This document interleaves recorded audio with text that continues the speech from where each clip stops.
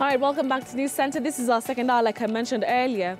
Let's get the ball rolling. Now, I want to turn our attention to the Independent Electoral and Boundaries Commission that now has only 3 commissioners with the vacant positions yet to be filled.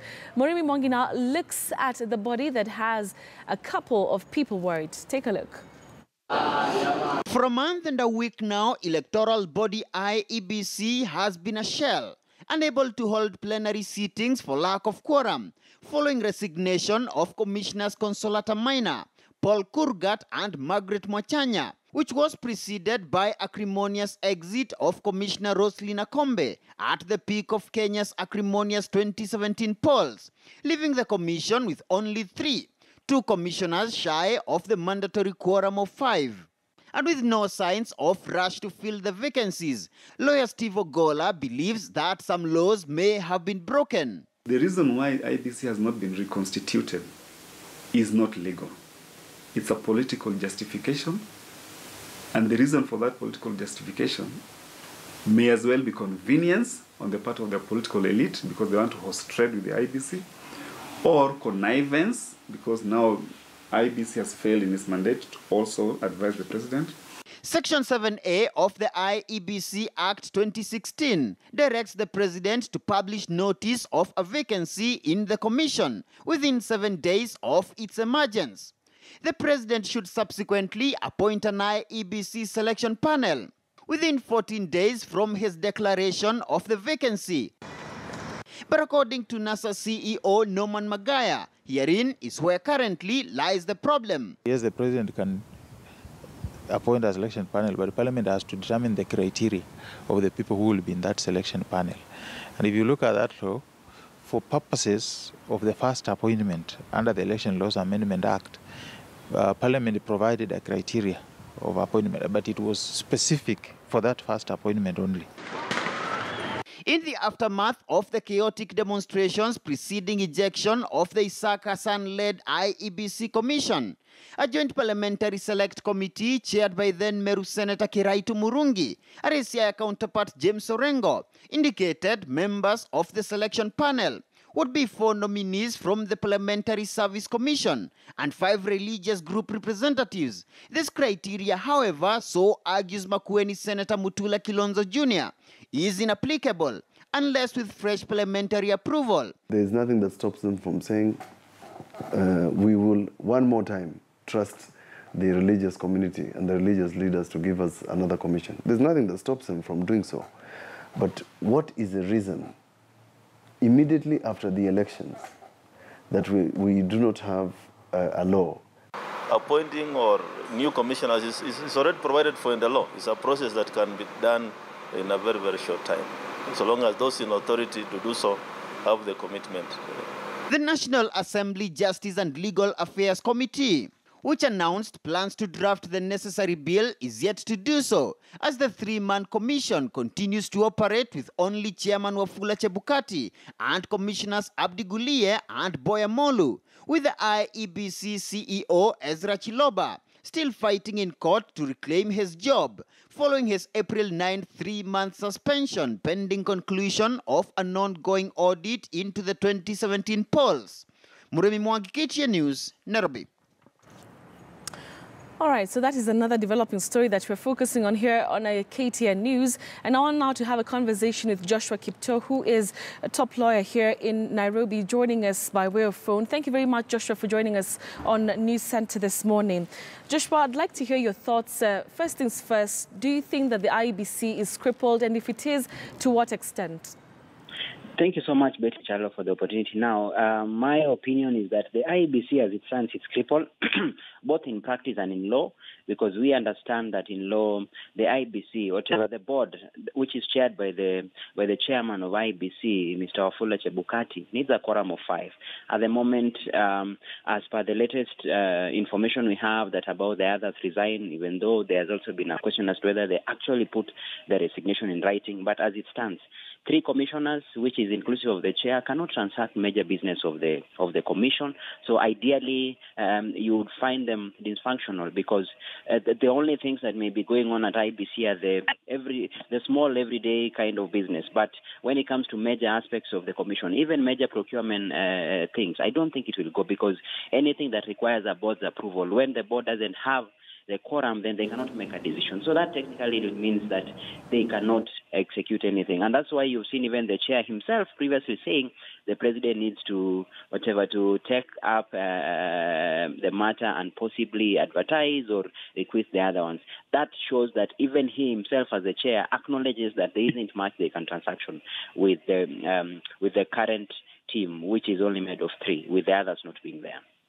All right, so Joshua, if they were properly constituted as a commission, what are some of the key projects or key executions that they will be undertaking right now?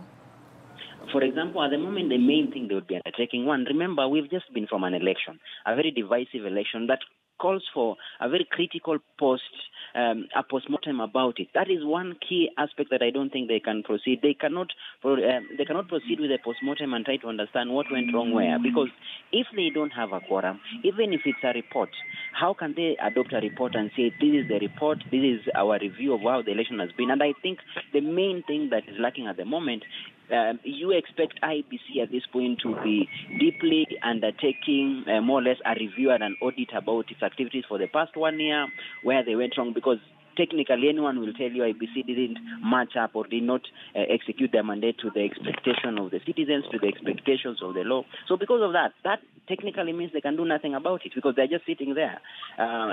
Secondly, the biggest melee that they have suffered is on matters major procurement of the things that they use as a commission. They cannot undertake that at this moment, because one, the board is not there in terms of they don't have the quorum to sit and approve such things. So ideally, the only things they can do right now is maybe the small 1 or 2 by-elections that may be ordered by the court, which will be repeat of what had been done, so the chair can be able to constitute some arrow and they can do. But major aspects of the commission stand grounded as we speak. Right, Joshua, also, let's take a look at some of the intricacies. And Wafula Chebukati has come out to say that he hasn't officially received the resignation letters. Is that something that we should be concerned by? Very much, because what is resignation? Resignation is putting it in writing, having a written resignation. If indeed those allegations are true, then that would mean we are actually seeing that has always been about IEBC. If indeed these other commissioners were resigning, then we expect written resignation. And I think whatever their actions, or even whether there is the letter or not, that tells you how low IBC has sunk as an institution. Because if you have a case whereby the chair says this, the other says that, then it means they are a dysfunctional unit. In fact, if you ask me, in my honest opinion, I think there is need for us to begin from a clean slate. Because one, you have an organization that is almost rudderless. You have the chair speaking to the nation and to the media saying that he hasn't received. And that will be a very serious flaw. Why would the other commissioners, for example, issue a press conference and make the country believe they have resigned and they have not? But I would not speak from a point of authority. I wouldn't know, because one, the process has become murky that at the end of the day, you didn't know who says the truth, where, when. You're just left to grapple and shudder as a citizen and say, this is not what we would expect of the commission, especially coming from an election that requires serious thinking, serious thought as to our processes, because election is not a one-day event. Remember, the notion has always been it's a process, and the process requires a commission that understands the intricacies of an election. If indeed they were serious enough, at this point, we'd expect us to be undergoing a very serious, honest audit. At the moment, when the political temperatures are low, it is the best time to be able to oversee systemic changes, institutional changes, and try to ensure that every single thing is in place. Because we always wait, and the issue with the commission is that they always wait the last 1 year to the election. That's where you see them running helter-skelter. So the melee will continue over and over again. And I think when you throw into the works and say that, for example, the chair mentioning that I haven't received a letter, that just shows how low the commission has sunk. I don't think it is tenable. From a moral ground, I don't think the chair of the team needs to be there. Right. Joshua Kipto, thank you very much for your insights and speaking to us here on News Center. Joshua, they're giving insights as to the issues really still surrounding IEBC. We have 3 commissioners who exited or said they have resigned, not officially, though, according to the chair, Wafula Chebukati.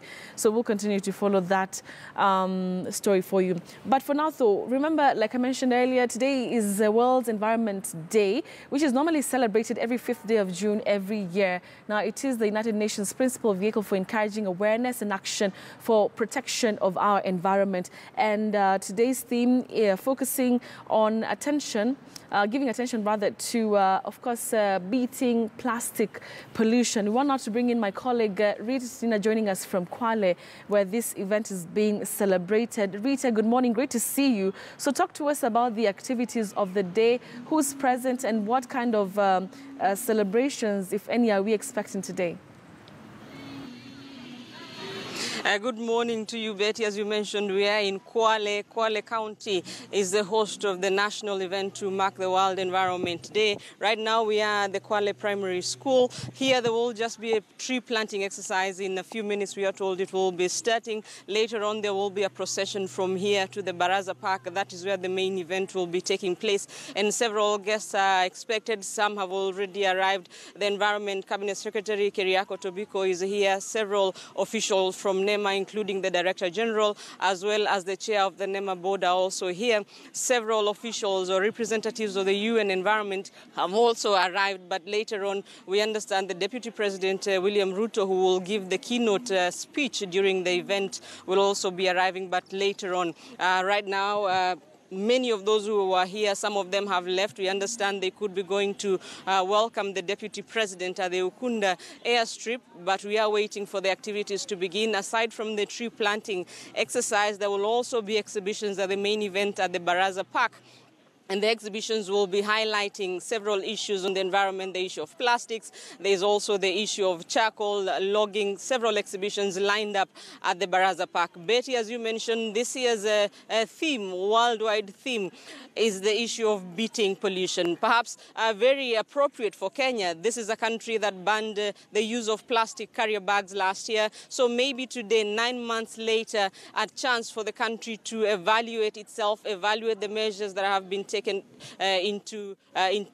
that have been put into place, evaluate the challenges that the government, NEMA, has been experiencing in efforts to effect the ban on plastics, what has been achieved so far. Many have been arguing that, you see, maybe the effects are only being seen by the consumers. Perhaps at the supermarkets, you go and buy something. The only difference is, many are saying, is that you are not allowed to carry your whatever you purchase in the supermarkets, in the shops, or any other retail outlets. They now package in different carrier bags, but the effect of it, environmentalists have argued, will not be seen soon, given the fact that the plastic bags that have been used previously for decades are yet to decompose in the dumping sites. Some you will see still in the alleys, in the estates, even in the farms. There is the issue of pastoralists and their livestock, cattle, that are still feeling the effects, some of which consumed plastic. So, Betty, a lot of activities lined up here today, and a broad-based discussion will be taking place later on in the evening. KTN, the Standard Group, has partnered with several partners, non-governmental organizations, as well as NEMA, to bring to you Transform Kenya. It will be the first edition this year, and we'll be taking on the discussion on plastics pollution, as well as other issues on the environment. Betty. All right, thank you very much, Rita Tinina, there giving us an update of what to expect today in Kwale, where the World Environment Day is going to be celebrated there today. As she mentioned, the Deputy President is going to be the guest there, the main guest, and we'll be going back there once the celebrations start later on in the day. But for now, though, I want to continue with our coverage, and like I mentioned earlier, today is World Environment Day, and on that note, hundreds of Rwandans marched in the capital city of Kigali to encourage the public to join the effort to address plastic pollution. The march, organized by the Ministry of Environment through the Rwanda Environment Management Authority, REMA, is part of activities of the 2018 National Environment Week and World Environment Day, due on the 5th of June, that's today.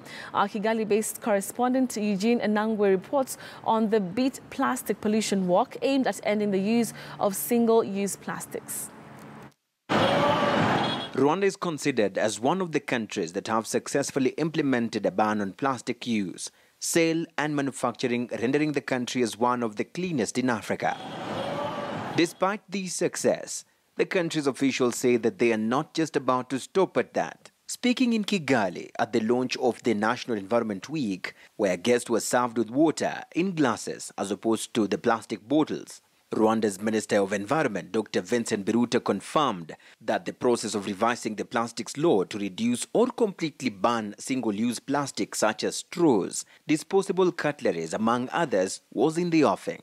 It is possible that it will be a new law on plastics. It is possible that it will be an amended law. But in any case, we are going to start from the existing law and try to improve on it and target those products we need really to ban or to restrict. During the Environment Week, a series of activities including a walk against plastic pollution took place with an aim of sensitizing the public on the importance of not using plastic materials that they would ordinarily be able to do without. United Nations Residence Coordinator in Rwanda, Ford Ndiaye, says that humanity has a lot to benefit if the war against plastic pollution is won. We need to win the fights against 2 Ps, plastic pollution. That's what we need to do. Because this fight against pollution will help us reduce poverty, eliminate poverty, increase decent jobs, bring more gender equality, and bring more youth on the aspect of economic and social sides, and also promote innovation, because we are faced with challenges that we need to deal with. That's the importance of this fight that we are engaged in. Right, let me now pass the ball to... And as the world marks the Environment Day on the 5th of June, environment enthusiasts here in Rwanda want one message actualized in the fight against plastic pollution, and that is, if you can't reuse it, refuse it. Eugene Anangwe, KTN News, Kigali, Rwanda. Eugene there. All right, now we want to take a look at a water crisis that is playing out in Garissa, with some schools facing closure despite the rain that has been hitting several parts of the country.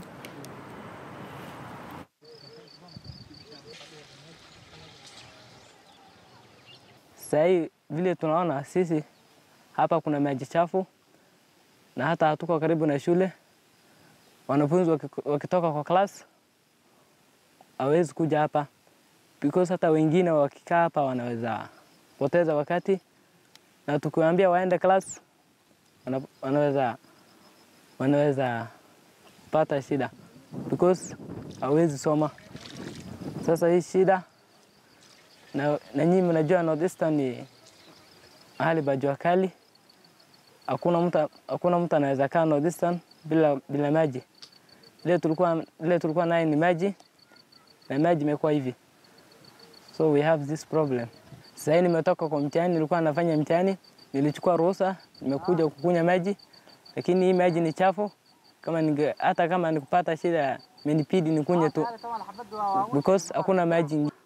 Tangu tufungue shule mpaka leo tuko na shida ya maji, na hii ilisababishwa na mfuriko na mvua ambayo ilikuwa inanyesha tangu muhula tuliopita.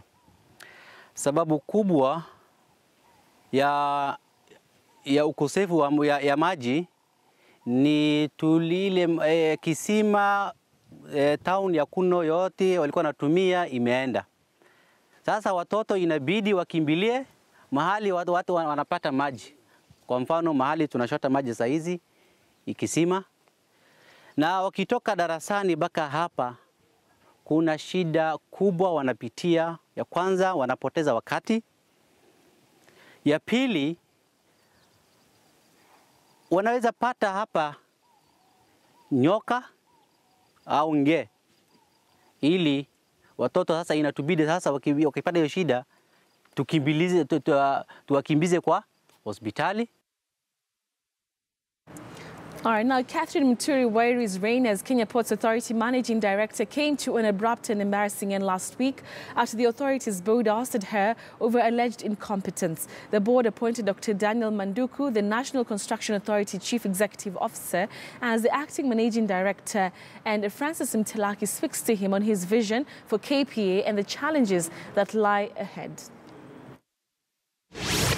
Well, for the last 4 or 5 days, the operations at the port have improved, and the numbers are looking nice in terms of the reduction in terms of the congestion that was there.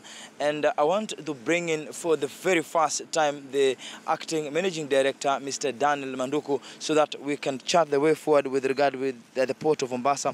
Looking at what has been happening, and you have been moving around, tell us, how do you feel working here, and what are your goals? I think my goals are very clear. To ensure that the vision and the mission for which the port has been set are met. We want to have efficiency at the port, to be competitive, and above all, to ensure that operations run smoothly, both internal and external.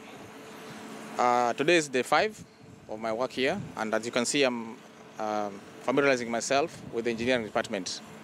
This is the marine engineering offices and yards, and I've been engaging staff in the last 5 days to find how we can reduce the inefficiencies that we've had. We have already identified steps that we are going to take to make sure that every process is efficient, effective, and very economical. Above all, I think we have been able to separate the operational issues, the HR issues, and the finance issues. And I can promise you that in the next few weeks, you'll see a big and major difference. The staff themselves are very motivated, very encouraged, and very able. I must admit that I'm also learning a lot of things, even if I've got a technical background. But more than that, we have agreed to pull together to ensure that the port of Mombasa is the best port in Africa. And I promise to deliver that in the next few months. If given the opportunity, and you're confirmed as the MD, that is after maybe 2 months, looking at your long-term goals and in terms of improving efficiency, there have been issues about the morale, boosting the morale of the employers and specifically the junior staffs. What do you intend to do in terms of improving that? I think first we must recognize that they have got unique skills which are not found in any other sector. Secondly, we must engage them together with the union and also together with the human resource department to identify the areas that we need to improve on. For example, I can tell you for a fact one of the areas is employee welfare. They need to be motivated through adequate training, adequate and relevant training. We may have to look at other issues, for example, welfare issues, which are provided for in the human resource schemes. But I think for now, since I'm still trying to understand the whole matrix and all the operations at the port, that may not be a priority. For now, we are looking at ways to improve production and be efficient. And many regard this, the move of you coming in as the MD, saying that you're coming as an outsider. And so there are 2 scenarios here. One, saying that it could be a disadvantage given that you've never worked at the port. And the other one could be an advantage given that your predecessor had been working here for the last 23 years, but she failed. What energy are you bringing? I think, let me say for the onset that I think it's a misdiagnosis. What do you mean by outsider? I am a Kenyan. I'm highly qualified. I am motivated to work here. But the most important thing you must know that coming from another sector, I have no personal interest. I am not a clearing agent. I don't own a ship. I don't have relatives working here. And so I'm coming with a mindset that is neutral and objective. And when I look at someone, I look at him in terms of his ability and his capacity to perform the duties. And if you ask me really, that is what the advantage is.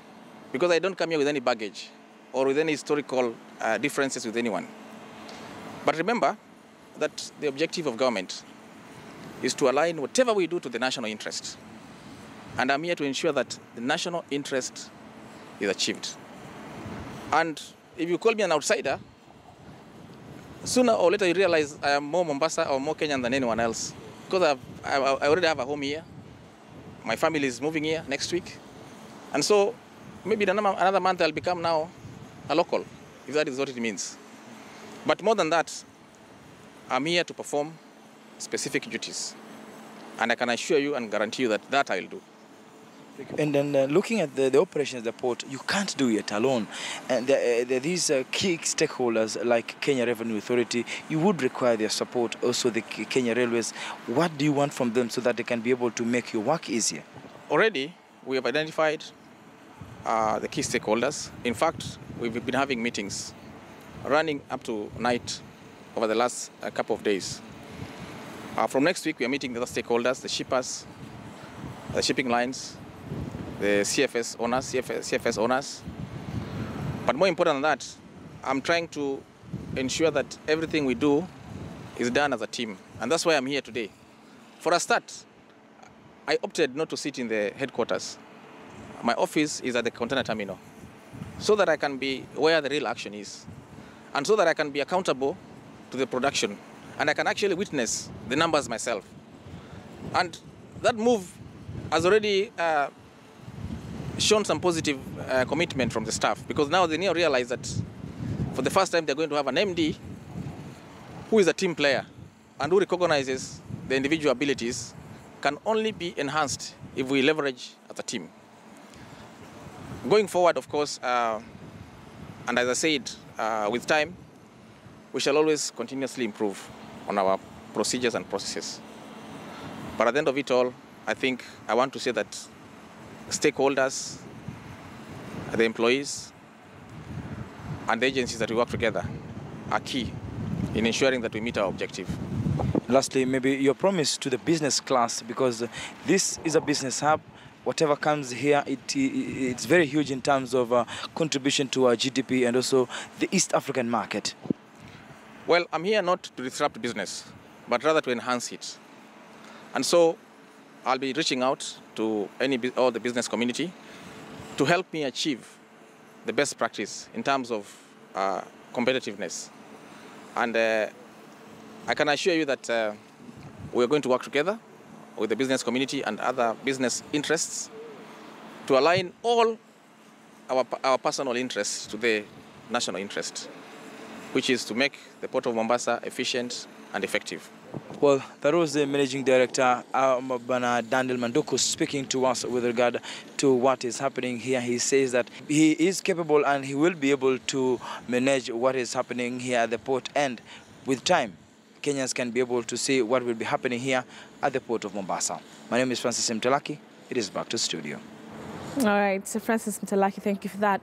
Now, Health Cabinet Secretary Cicely Kariuki is today presiding over the launch of the first ever Kenyan population-based HIV impact assessment survey at Safari Park Hotel here in Nairobi. The survey will look at county-by-county status, and it will also be the first time the country will look at sexually transmitted diseases and hepatitis B prevalence, as well as the nutrition status in children and pregnant mothers. I want to cross over there right now and listen in. To be able then to have then HIV programs, but also our healthcare delivery systems that will be very responsive to the health needs of this nation. And therefore, Chief Guest, I just want to really to appreciate the good work that have been done by the steering committee. Indeed, I'm very impressed. As a chair of that committee, when I've only attended one meeting, that means then I was able to transfer the leadership to the members, and the team has been able to move even in my absence. And I think I want to really applaud Dr. Cherotich and the team for the good work that you've been able to do. And all the principal investigators and the co-investigators, I think, for the seamless planning.